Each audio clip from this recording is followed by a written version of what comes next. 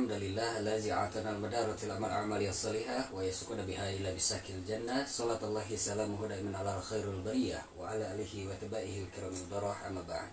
Subhanallah, alhamdulillah, wa la ilaha illallah, wallahu akbar. Allahumma sholli ala sayyidina Muhammad wa ala ali sayyidina Muhammad. Alhamdulillah sobat semua, kita berjumpa lagi di acara obrolan Suriah, subuh ceria dan barokah. Mudah-mudahan di kesempatan subuh hari ini kita senantiasa dalam keadaan sehat walafiat dan senantiasa kita dalam kemudahan-kemudahan yang Allah Subhanahu wa taala berikan.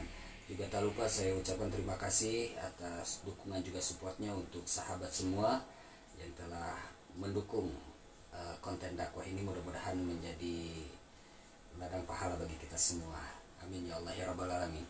Ya Umi, ada obrolan apa nih di kesempatan subuh hari ini untuk menemani sahabat Suriah di rumah?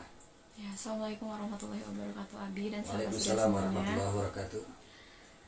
Abi, gimana kalau di obrolan Suriah kali ini kita membahas tentang fase perjalanan alam akhirat? Kan setelah alam dunia, alam selanjutnya adalah alam akhirat. Nah, kira-kira gambarannya seperti apa sih? Bi, coba dijelasin. Ya, karena perjalanan akhirat begitu panjang ya, bukan cuma di alam kubur, nanti ada yaumul ba'ats.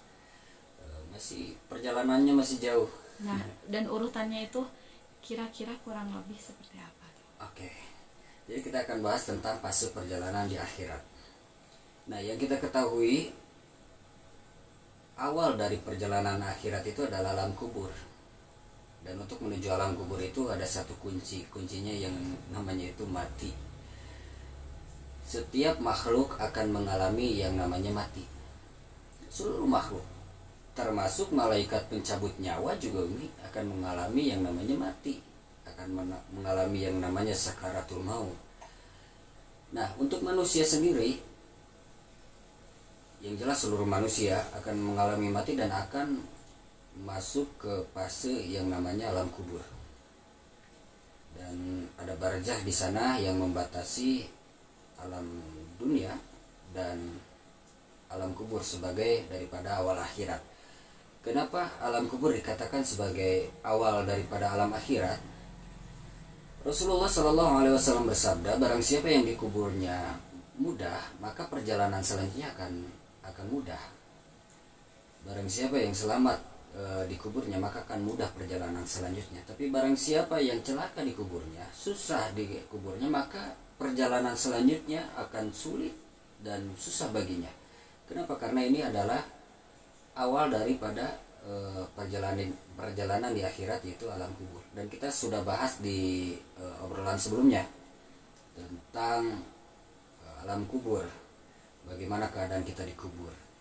Nah, setiap orang yang memasuki alam kubur itu, seluruh manusia yang masuk ke alam kubur ingin kembali ke alam dunia. Bukan cuma orang yang berdosa, tapi orang yang beriman pun ingin kembali ke dunia. Kenapa? Bagi orang-orang yang mempunyai pahala kesolehan, mereka ingin kembali ke dunia, ingin menambah amal kesolehan itu, ingin memperbaiki amal kesolehan itu agar mendapatkan kenikmatan yang lebih dia rasakan.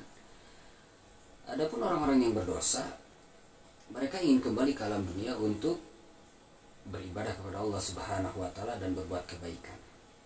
Nah, makanya kita yang masih ada di alam dunia kesempatan besar untuk memperbaiki diri, untuk menambah amaliyah ibadah. Nah, alam kubur sudah kita bahas di obrolan sebelumnya. Kita bahas setelah alam kubur. Setelah alam kubur ada yaumul ba'ats, hari di mana dibangkitkan. Seperti tercantum dalam firman Allah Subhanahu wa taala dalam Quran surah Al-Zalzalah ayat 6. Allah Subhanahu wa taala berfirman, pada hari itu manusia keluar dari kuburnya dalam keadaan bermacam-macam, supaya diperlihatkan kepada mereka balasan atas perbuatannya. Jadi nanti setiap manusia itu akan keluar dari kuburnya masing-masing, dan tahu tidak Umi, ketika keluar dari kubur, jasad yang kita pakai sekarang ini, wajah yang kita miliki sekarang ini, ketika dibangkitkan Allah Subhanahu wa taala di yaumul ba'ats, itu tidak seperti sekarang. Boleh jadi yang tampan akan lebih tampan, yang cantik akan lebih cantik, boleh jadi berpenampilan lain, boleh jadi seperti binatang. Kenapa? Karena Allah Subhanahu wa taala akan membangkitkan setiap manusia sesuai dengan perbuatannya. Sahabat Rasulullah Shallallahu Alaihi Wasallam, Mu'adz radhiyallahu an pernah bertanya kepada Rasulullah Shallallahu Alaihi Wasallam tentang arti dari Quran surah An-Nur ayat 18, yaitu hari ketika ditiupkan sangkakala lalu kamu datang berkelompok-kelompok. Ditanyakan kepada Rasulullah Shallallahu Alaihi Wasallam, dan Rasulullah Shallallahu Alaihi Wasallam mendengar pertanyaan Mu'adz radhiyallahu an menangis terseduh-seduh. Bahkan dalam sebuah riwayat tangisannya sampai membasahi bajunya. Wahai Mu'adz, sesungguhnya pertanyaanmu begitu mendalam tentang perkara ini. Sesungguhnya umatku akan dibangkitkan beberapa bagian atau beberapa kelompok. Yang pertama, umatku akan dibangkitkan dari kuburnya tanpa memiliki kaki dan tangan. Nah, ketika di alam dunia lengkap mempunyai kaki dan tangan, lalu ketika di Yaumul Ba'ats Allah bangkitkan, orang itu tidak mempunyai kaki dan tangan. Lalu untuk golongan seperti apa nih? Orang atau manusia yang dibangkitkan tidak memiliki kaki dan tangan. Ini bagi orang-orang yang senantiasa menyakiti tetangganya melalui ucapan ataupun tingkah laku. Makanya hati-hati karena Allah Subhanahu wa taala, Rasulullah Shallallahu Alaihi Wasallam mencontohkan kita harus senantiasa baik terhadap tetangga. Nah, bagi orang-orang yang tidak baik terhadap tetangganya, maka Allah Subhanahu wa taala akan bangkitkan di Yaumul Ba'ats, di hari kebangkitan itu, golongan manusia yang tidak baik terhadap tetangganya akan dibangkitkan tidak memiliki kaki dan tangan. Sungguh tersiksa dan terhina. Itu golongan pertama. Lalu ada juga golongan kedua yang Allah Subhanahu wa taala bangkitkan itu seperti babi hutan. Jadi ketika di alam dunia itu berpenampilan parasnya bagus, dan ketika dibangkitkan Allah Subhanahu wa taala di Yaumul Ba'ats menjadi babi hutan. Golongan untuk kriteria golongan seperti apa yang Allah bangkitkan seperti babi hutan ini, yaitu manusia yang senantiasa meremehkan perkara sholat. Dia tunda-tunda sholat, dia lalaikan sholat, dia remehkan perkara sholat. Dan Allah Subhanahu wa taala akan bangkitkan di Yaumul Ba'ats mirip seperti babi hutan. Nauzubillah. Maka dari itu, kita sebagai umat muslim yang mempunyai kewajiban sholat, jangan ditunda-tunda, jangan disepelekan, jangan diremehkan. Selain daripada kita menjalankan syariat kewajiban kita sebagai makhluk, juga daripada sholat itu kita bisa melatih diri untuk mencegah perbuatan mungkar. Dan ada riwayat juga kesehatan yang pernah kita bahas sebelumnya di keutamaan sholat. Nah, bagi orang-orang yang meremehkan perkara sholat ini, nanti Allah Subhanahu wa taala akan bangkitkan jasadnya itu atau tubuhnya itu mirip seperti babi hutan. Alhamdulillah, mudah-mudahan kita dijauhkan dari kriteria golongan orang-orang yang senantiasa meremehkan perkara sholat. Nah, yang pertama tadi dibangkitkan dalam keadaan tidak mempunyai kaki dan tangan. Yang kedua seperti babi hutan. Lalu yang ketiga dibangkitkan dalam keadaan perutnya besar seperti bukit. Perutnya besar seperti bukit, dan di dalam perutnya dipenuhi ular dan kalajengking. Bahkan dalam sebuah riwayat, saking jadi tidak bisa berjalan, perutnya besar, tidak bisa berjalan, sampai malaikat itu menyeretnya untuk dia berjalan hingga perutnya hancur. Lalu Allah Subhanahu wa taala ciptakan lagi seperti semula, perutnya besar seperti bukit dan dipenuhi ular dan kalajengking. Ini golongan untuk orang-orang yang senantiasa menangguhkan zakat. Dia sudah mampu untuk mengeluarkan zakat, haul dan nisabnya sudah terpenuhi, tapi dia tunda-tunda. Dan dia tunda-tunda juga amal ibadah yang Allah Subhanahu wa taala sudah nampakkan di depan matanya untuk dikerjakan, tapi dia menunda-nunda. Dia sepelekan amal ibadah, dia sepelekan zakat. Maka Allah Subhanahu wa taala akan bangkitkan ketika di yaumul ba'ats, perutnya sebesar bukit, dan Allah Subhanahu wa taala memenuhi si perutnya dengan ular dan kalajengking. Itu golongan ketiga yang Allah Subhanahu wa taala bangkitkan. Lalu ada golongan yang keempat yang Allah Subhanahu wa taala bangkitkan di yaumul ba'ats, yaitu orang-orang yang mengeluarkan darah dari mulutnya, mengeluarkan darah segar dari mulutnya. Jadi senantiasa keluar darah dari mulutnya dan tidak memiliki lidah. Jadi ketika dibangkitkan Allah Subhanahu wa taala di yaumul ba'ats, di hari kebangkitan, ini golongan manusia ini tidak memiliki lidah dan senantiasa dari mulutnya itu keluar terus darah segar. Golongan seperti apa yang Allah bangkitkan seperti ini? Yaitu orang-orang yang senantiasa berdusta, senantiasa berbohong. Makanya hati-hati ketika kita berbicara, hindari daripada dusta dan bohong. Karena Allah Subhanahu wa taala akan bangkitkan orang-orang seperti itu. Ketika dibangkitkan, Allah Subhanahu wa taala dalam keadaan tidak memiliki lidah dan mengeluarkan darah dari mulutnya. Lalu ada golongan yang kelima. Golongan yang kelima ini Allah Subhanahu wa taala bangkitkan dalam keadaan jasadnya bau busuk. Bau busuk. Itu golongan seperti apa yang Allah bangkitkan jasadnya bau busuk ini? Yaitu orang-orang yang senantiasa gemar bermaksiat. Hingga nanti di yaumul ba'ats Allah bangkitkan dalam keadaan jasadnya bau busuk. Lalu golongan selanjutnya Allah Subhanahu wa taala akan bangkitkan di yaumul ba'ats bagi orang-orang yang menyembunyikan kebenaran, senantiasa bersumpah palsu. Ini akan dibangkitkan oleh Allah Subhanahu wa taala tidak memiliki lidah, dan dari rongga kerongkongannya keluar nanah dan darah. Ini kriteria bagi orang yang senantiasa menyembunyikan kebenaran, bersumpah palsu, maka dibangkitkan oleh Allah Subhanahu wa taala di yaumul ba'ats tidak memiliki lidah dan senantiasa keluar dari rongga kerongkongannya itu nanah dan darah. Lalu golongan selanjutnya yang akan Allah Subhanahu wa taala bangkitkan di yaumul ba'ats yaitu golongan orang-orang yang terbalik umi. Kita kan di dunia ini berjalan dengan kaki, kepala di atas, kaki di bawah. Tapi bagi golongan ini Allah akan bangkitkan kepalanya di bawah dan kakinya di atas. Dan dia akan tersiksa sekali. Jadi dia akan berjalan dengan wajahnya. Dia akan dihinakan oleh Allah Subhanahu wa taala, dibangkitkan dengan keadaan kepala di bawah dan kaki di atas. Inilah untuk golongan orang-orang yang berzina dan tidak bertobat kepada Allah Subhanahu wa taala sampai dosa perkara zinanya itu terbawa sampai mati.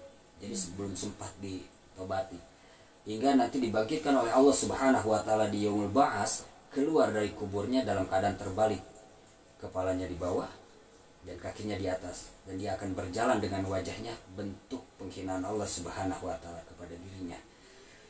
Dan ada lagi golongan selanjutnya, yaitu golongan yang dibangkitkan oleh Allah Subhanahu wa taala dengan wajah yang hitam, bola matanya biru, dan perutnya dipenuhi dengan bara api.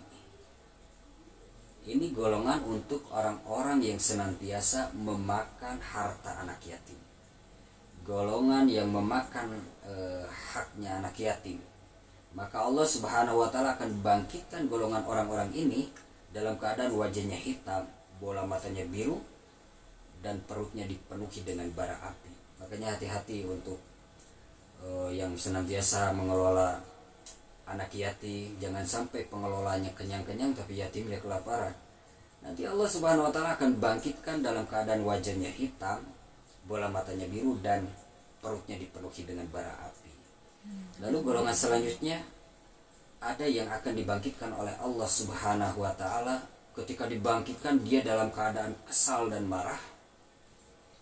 Dengan bentuk fisiknya, giginya seperti sapi, lalu bibirnya terjuntai sampai ke dada, dan lidahnya menjulur sampai ke paha, dan dari perutnya senantiasa mengeluarkan kotoran.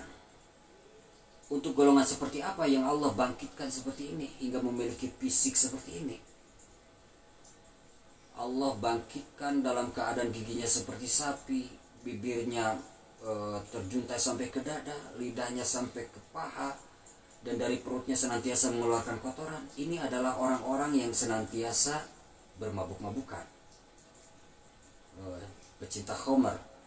Nah, saya ingatkan nih untuk saudara-saudara yang masih mencintai khamar, bermabuk-mabukan, ayo hindari, jauhi.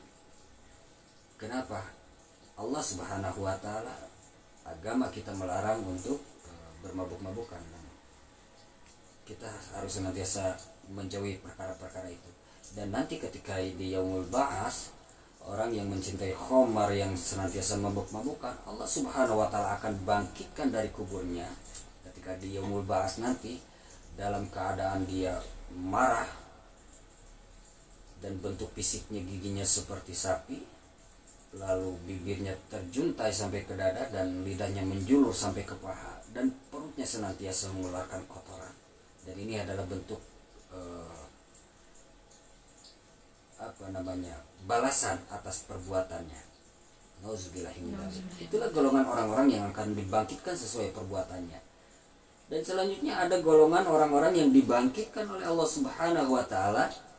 Ketika dibangkitkan, wajahnya berseri dan penuh cahaya, tidak nampak sedikit pun ketegangan ataupun ketakutan. Dan sesungguhnya dia akan secepatnya menjumpai Sirat, dan dia akan berjalan secepat kilat di jembatan Sirat untuk masuk ke dalam surganya Allah Subhanahu wa taala. Dan ini adalah golongan orang-orang yang beriman, yang taat kepada Allah Subhanahu wa taala dan Rasulullah sallallahu alaihi wasallam. Mudah-mudahan kita digolongkan oleh Allah Subhanahu wa taala menjadi golongan yang terakhir ini, yang Allah Subhanahu wa taala bangkitkan dalam keadaan berseri-seri, penuh dengan cahaya, dan bersiap untuk melewati Sirat secepat kilat. Jadi pede nih ya. Awas, kita mau lewat Sirat gitu. Mudah-mudahan kita digolongkan oleh Allah Subhanahu wa taala menjadi golongan yang terakhir ini. Amin. Golongan yang dibangkitkan dalam penuh kemuliaan oleh Allah Subhanahu wa taala. Tapi syaratnya tetap, karena dibangkitkan itu sesuai dengan perbuatan di alam dunia, jadi kita memohon kepada Allah Subhanahu wa taala agar kita senantiasa diistiqomahkan dalam taat kepada Allah Subhanahu wa taala dan Rasulullah sallallahu alaihi wasallam. Nah, ini perkara di Yaumul Ba'ats. Lalu ketika selesai di Yaumul Ba'ats, maka kita akan digiring oleh para malaikat, diperintahkan oleh Allah Subhanahu wa taala untuk berkumpul di Yaumul Mahsyar, padang mahsyar. Itu kalau ketika SD kan suka diceritakan tuh tentang suasana di padang mahsyar yang begitu terik, begitu panas. Dan Rasulullah sallallahu alaihi wasallam bersabda, kita akan berkumpul di mahsyar itu dalam keadaan tidak beralas kaki, dalam keadaan tidak bersunat, dan tidak berpakaian. Sampai Siti Aisyah radhiyallahu anha bertanya, ya Rasulullah, apakah mereka bercampur antara laki-laki dan perempuan? Apakah mereka saling melihat? Maka Rasulullah sallallahu alaihi wasallam menjawab, hari itu sangat mencekam hingga tidak sempat mereka saling melihat. Jadi mereka sibuk dengan perkaranya masing-masing. Bahkan sudah tidak tahu lagi saudara, sanak saudara, sudah tidak tahu lagi orang tua. Yang mereka pikirkan adalah bagaimana keselamatan dirinya. Maka andaikan keluarga bisa menjadi tebusan atas keselamatan dirinya, maka orang-orang akan menjadikan setiap keluarganya tebusan agar orang-orang itu selamat dari azabnya api neraka yang sudah dinampakkan oleh Allah Subhanahu wa taala. Nah, ketika di padang mahsyar ini yang begitu terik, bahkan Rasulullah sallallahu alaihi wasallam bersabda, ada yang tenggelam karena keringatnya sampai semata kaki, ada yang tenggelam sampai betis, ada yang tenggelam sampai pinggang, ada yang tenggelam sampai dada, bahkan ada yang sudah tenggelam sama sekali. bukan lagi sampai mata kaki betis, tapi sudah benar-benar tenggelam oleh seluruh keringatnya. badan gitu. Iya. Kenapa? Saking panasnya, saking tariknya. Dan bagi umat Rasulullah Shallallahu Alaihi Wasallam di Yaumul Mahsyar itu, di padang mahsyar, disediakan satu telaga yang namanya Telaga Kausar yang langsung mengalir dari surganya Allah Subhanahu Wa Taala. Dan setiap umat Rasulullah Shallallahu Alaihi Wasallam akan diperkenankan minum. Bahkan kargat jari dari alim ulama sudah disediakan cangkir-cangkir yang terbuat dari emas yang mengelilingi Telaga Kausar. Dan dalam keterangannya setiap cangkir itu sudah memiliki nama pemiliknya. Dan para malaikat menjaga telaga itu hingga orang-orang yang berdatangan seperti kaum munafik, orang-orang kafir yang datang ingin meminum, maka sesegera mungkin para malaikat itu mengusirnya. Maka hanya khusus untuk umat Rasulullah Shallallahu Alaihi Wasallam yang minum di Telaga Kausar. Dan ketika sekali minum di Telaga Kausar, maka tidak akan terasa haus selamanya. Kita akan berkumpul di padang mahsyar. Bukan dalam sebuah keterangan, setiap manusia itu akan meminta syafaat dari para nabi yang Allah Subhanahu Wa Taala turunkan. Maka manusia itu akan mendatangi Nabi Adam alaihissalam, Nabi Nuh alaihissalam. Setiap para nabi didatangi untuk meminta syafaat. Maka mereka tidak bisa memberikan syafaat kepada manusia. Dan tahu tidak umi, jarak antara satu nabi ke nabi yang lainnya itu 1000 tahun perjalanan. Begitu lama, 1000 tahun perjalanan untuk meminta syafaat. Dan hanya Rasulullah Shallallahu Alaihi Wasallam yang bisa memberikan syafaat. Mudah-mudahan kita termasuk umat Rasulullah Shallallahu Alaihi Wasallam dan mendapatkan syafaat dari Rasulullah Shallallahu Alaihi Wasallam di yaumul akhir nanti. Amin ya Allah ya Rabbal Alamin. Nah, ketika sudah dikumpulkan di yaumul mahsyar, maka kita akan memasuki fase selanjutnya, yaitu yaumul hisab. Apa sih yaumul hisab? Ketika setiap amalan kita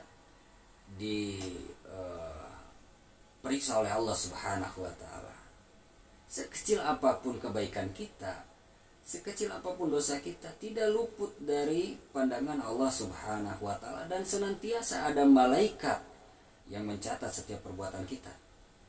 Makanya tidak akan ada yang sia-sia. Sekecil apapun kebaikan, tetap Allah Subhanahu Wa Taala akan memberikan balasan. Dan sekecil apapun dosa, tetap Allah Subhanahu Wa Taala akan juga memberikan balasan. Nanti di yaumul hisab itu kita sudah tidak bisa lagi berdusta, sudah tidak bisa lagi beralasan. Kenapa? Mulut ini dikunci oleh Allah Subhanahu Wa Taala. Karena senantiasa berdusta, maka yang akan berbicara itu adalah anggota tubuh kita yang langsung menjadi saksi atas perbuatan kita. Jadi Allah akan bangkitkan tuh saksi-saksi atas perbuatan kita. Allah hadirkan saksi-saksi atas perbuatan kita, termasuk tubuh kita sendiri yang akan bersaksi di hadapan Allah Subhanahu Wa Taala atas apa yang kita perbuat di alam dunia. Maka kita akan dihitung di yaumul hisab. Setelah dihitung di yaumul hisab, maka kita akan masuk ke yaumul mizan.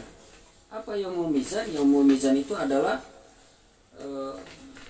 hari di mana kita menerima buku catatan amal, dan kebaikan kita ataupun apa yang kita perbuat itu akan ditimbang oleh Allah Subhanahu Wa Taala.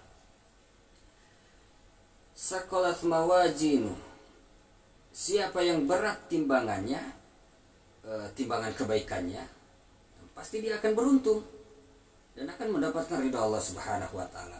Tapi wa ama man khaffat mawazinu, tapi siapa yang timbangan kebaikannya ringan, tidak ada kebaikannya ringan di timbangannya, fa ummuhu hawiyah, maka tempat kembalinya adalah neraka hawiyah. Nauzubillah. Lalu apakah neraka hawiyah itu adalah api yang sangat panas? Itulah golongan orang-orang yang akan dimasukkan oleh Allah Subhanahu Wa Taala karena timbangan amal ibadah dan kebaikannya ringan, senantiasa melalaikan kebaikan dan amal ibadah di alam dunia, maka fa ummuhu hawiyah, tempat kembalinya adalah neraka hawiyah. Mudah-mudahan kita digolongkan oleh Allah Subhanahu wa taala ketika kita diberikan keistiqomahan kebaikan di alam dunia, istiqomahan ibadah taat kepada Allah Subhanahu wa taala dan Rasulullah sallallahu alaihi wasallam. Ketika nanti di yaumil mizan, timbangan kita semua berat dalam kebaikan dan amal ibadah. Amin ya Allah ya rabbal alamin. Nah, setelah di yaumul hisab, setelah di yaumil mizan, maka kita akan melewati sirat. Apa itu sirat? Sebuah jembatan. Menurut keterangan Rasulullah sallallahu alaihi wasallam bersabda, jembatan ini begitu licin hingga banyak orang yang tergelincir. Jembatan yang mempunyai sifat sangat licin, sangat lembut sekali, bagaikan rambut, selai rambut yang dibelah 7, tapi lebih tajam daripada pedang. Dan di jembatan itu juga ada besi-besi yang terbuat dari api neraka, besi-besi berduri yang terbuat dari api neraka, yang menjadi rintangan setiap orang yang melewati sirat. Bahkan di jembatan sirat ini ada beberapa kriteria yang bisa melewati jembatan sirat. Bahkan Rasulullah SAW bersabda, ketika setiap manusia melewati sirat ini, mereka tidak mampu berkata-kata. Kenapa? Sudah jembatannya itu sangat menenggangkan, mencekam, dan jembatan itu dibentangkan di atas neraka jahanam. Di bawah tuh ada neraka jahanam, dan jembatannya itu juga sangat mencekam rintangannya. Maka tidak ada bisa lagi manusia bercakap-cakap ataupun berbicara. Sabda Rasulullah SAW, hanya para nabilah yang mampu berbicara, dan mereka hanya berdoa kepada Allah Subhanahu wa taala, ya Allah salim, ya Allah salim, ya Allah selamatkan, ya Allah selamatkan. Dan sesungguhnya akulah, menurut sabda Rasulullah SAW, akulah orang pertama yang akan melewati sirat. Termasuk adalah umat Rasulullah SAW, manusia pertama yang akan melewati jembatan sirat. Dalam sebuah keterangan menurut Fudail bin Iyad, panjangnya jembatan sirat itu 15.000 tahun perjalanan. Kebayang ya, 15.000 tahun perjalanan. 5.000 tahun mendatar, 5.000 tahun menurun, 5.000 tahun menanjak. Dan penuh rintangan seperti yang tadi disebutkan. Di bawah begitu mencekam karena terdapat neraka jahanam. Tapi ada orang-orang yang melewati sirat ini secepat kilat. Ada orang-orang yang melewati sirat itu bagaikan pria perkasa, dengan begitu santai dia melewati sirat. Ada juga yang melewati sirat itu seperti unta atau kuda terbaik, kuda tercepat. Dia melewati sirat bagaikan kuda tercepat. Ada juga yang melewati sirat itu dengan merangkak-rangkak. Ada juga yang melewati sirat sampai tubuhnya cacat-cacat. Ada yang baru menginjakan kaki di jembatan sirat tergelincir ke dalam neraka Allah Subhanahu wa taala. Bahkan ada yang sudah sampai mau ujung, mendekati selamat, tapi masih tergelincir ke dalam nerakanya Allah Subhanahu wa taala. Dan ketika selesai jembatan sirat, sudah dinampakkan yaumul jazaa, yaitu hari pembalasan atas perbuatan yang kita perbuat di alam dunia. Apakah kita akan menjadi ahli surga ataupun kita akan menjadi ahli neraka. Mudah-mudahan kita semua diselamatkan oleh Allah Subhanahu wa taala dari azab api neraka, dan kita semua dikumpulkan oleh Allah Subhanahu wa taala bersama keluarga beserta saudara-saudara muslim yang seiman. Kita dikumpulkan di surganya Allah Subhanahu wa taala. Juga Allah Subhanahu wa taala istiqomahkan kita dalam taat kepada Allah dan Rasulnya. Senantiasa diistiqomahkan kita dalam kebaikan. Dan ketika kita memasuki fase alam akhirat, Allah Subhanahu wa taala senantiasa memberikan kita keselamatan dan kemudahan. Mudah-mudahan yang sederhana ini menjadi manfaat. Mohon maaf atas segala khilaf dan salah. Jumpa lain kesempatan insyaallah. Assalamualaikum warahmatullahi wabarakatuh.